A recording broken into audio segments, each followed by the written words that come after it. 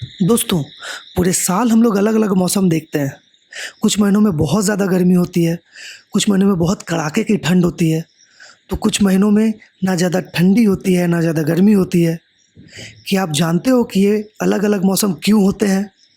और क्या आप जानते हो कि लंदन और मॉस्को जैसे जगहों में शाम को साढ़े 9 बजे के बाद में क्यों सूरज ढलता है? और क्या आप ये जानते हो कि नॉर्थ पोल और साउथ पोल जैसे जगहों में कंटिन्यू 6 महीने तक दिन होता है और उसके अगले 6 महीने तक कंटिन्यू रात रहता है?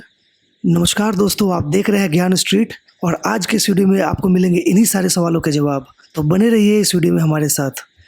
दोस्तों, अर्थ के बीचों बीच ये जो लाइन दिख रही है आपको, इस लाइन को हम लोग इक्वेटर बोलते हैं।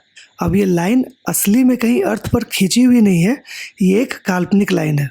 इस लाइन के ऊपर वाले पार्ट को हम लोग नॉर्दर्न हेमिस्फीयर बोलते हैं और इस लाइन के नीचे वाले पार्ट को हम लोग साउदर्न हेमिस्फीयर बोलते हैं। और ये जो अर्थ है, ये एक तो अपने एक्सिस में इस तरह से गोल गोल घूमता रहता है लट्टू की तरह, और इसके साथ साथ ये सूरज का भी गोल गोल चक्कर काटता रहता है इस डायरेक्शन में। ये जानने के बाद अब यहाँ पर आएगी एक इम्पॉर्टेंट और इंटरेस्टिंग बात, जो बात सुनने में तो लगेगी बहुत छोटी सी बात है, लेकिन इस छोटी सी बात के कारण बहुत बड़े बड़े काम होते हैं। ये जो अर्थ का एक्सिस है, जिस पर ये लट्टू की तरह अपने जगह पर घूमता रहता है, ये सीधा खड़ा नहीं होता है, बल्कि ये अपने एक्सिस से 23.5 डिग्री टिल्ट रहता है। मतलब अपने एक्सिस से टेढ़ा होता है इस तरह से। और ये जो अलग अलग मौसम होते हैं, गर्मी, ठंडी, पतझड़, वसंत, ये सारे के सारे मौसम इसी टिल्ट के कारण होते हैं। आइए देखते हैं किस तरह से। दिसंबर महीने में सूरज और पृथ्वी की स्थिति कुछ इस तरह से होती है। तो यहाँ पर हम लोग देख रहे हैं कि नॉर्दर्न हेमिस्फीयर वाला पार्ट जो है अर्थ का, वो सूरज से दूर है, और साउदर्न हेमिस्फीयर वाला पार्ट जो है अर्थ का, वो सूरज के नज़दीक है। तो इसी कारण से नॉर्दर्न हेमिस्फीयर में जो कंट्रीज़ हैं, उन कंट्रीज़ में दिसंबर महीने में ठंडे का मौसम होता है, विंटर का मौसम होता है, और साउदर्न हेमिस्फीयर वाले जो कंट्रीज़ हैं, उन कंट्रीज़ में गर्मी का मौसम होता है। अब देखते हैं कि मार्च में क्या होता है। मार्च महीने में नॉर्दर्न हेमिस्फीयर और साउदर्न हेमिस्फीयर, अर्थ के ये दोनों हेमिस्फीयर जो हैं, ये सूरज से बराबर दूरी पर रहते हैं। इसीलिए मार्च महीने में इन दोनों ही हेमिस्फीयर को सूरज की बराबर गर्मी मिलती है। इसीलिए इस महीने में ना ज़्यादा गर्मी होती है, ना ज़्यादा ठंडी होती है। नॉर्दर्न हेमिस्फीयर में बसंत का मौसम रहता है और साउदर्न हेमिस्फीयर में पतझड़ का मौसम रहता है। अब यहाँ देखिए, जून महीने में नॉर्दर्न हेमिस्फीयर जो है वो आ गया है सूरज के नज़दीक, और साउदर्न हेमिस्फीयर वाले कंट्रीज जो हैं वो चले गए हैं सूरज से दूर। इसीलिए जून महीने में नॉर्दर्न हेमिस्फीयर वाले कंट्रीज़ में गर्मी होती है, समर होता है, और साउदर्न हेमिस्फीयर वाले कंट्रीज़ में ठंडी होती है, विंटर होता है।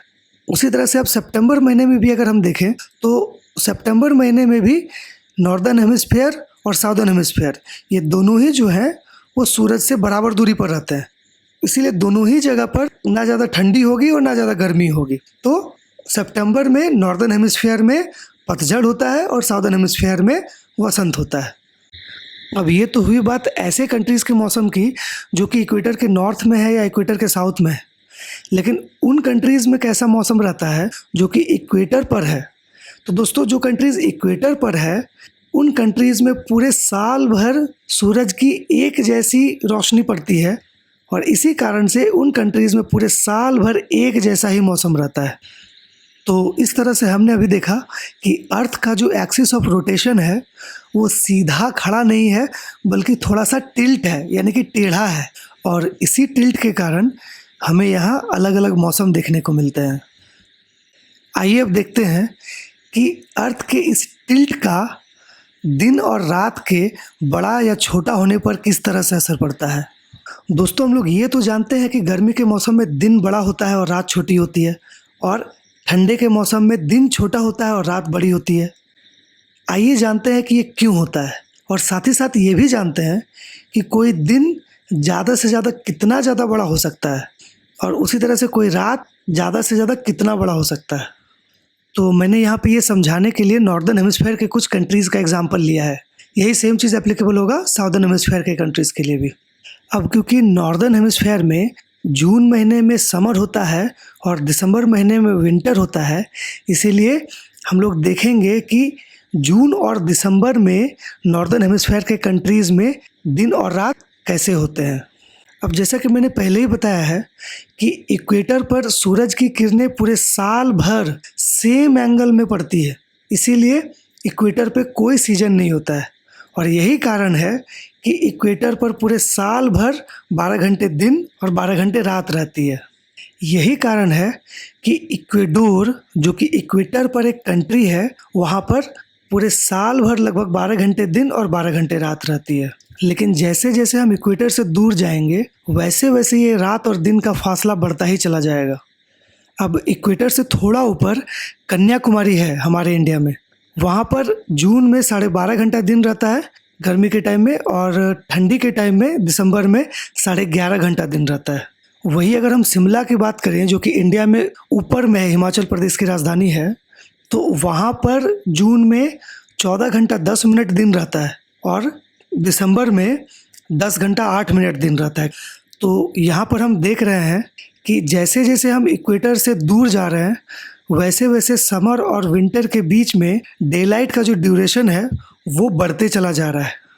अब हम अगर इक्वेटर से थोड़ा और दूर जाएं और लंदन पहुंच जाएं तो हम वहां पाएंगे कि जून में 16 घंटा 36 मिनट दिन रहता है और दिसंबर में 7 घंटा 50 मिनट दिन रहता है। अब यहाँ अगर आप देखेंगे तो पाएंगे कि जून के समय लंदन में 9:30 बजे के आसपास में सूरज डूबता है और वही दिसंबर में इसी लंदन में 3:50 दोपहर को ही सूरज डूब जाता है।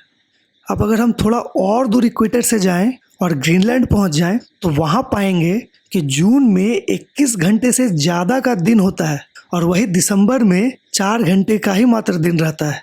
जून के समय ग्रीनलैंड में रात को 2:50 पे सनराइज हो जाता है और सनसेट कब होता है? सनसेट होता है रात को 12 बजे के बाद।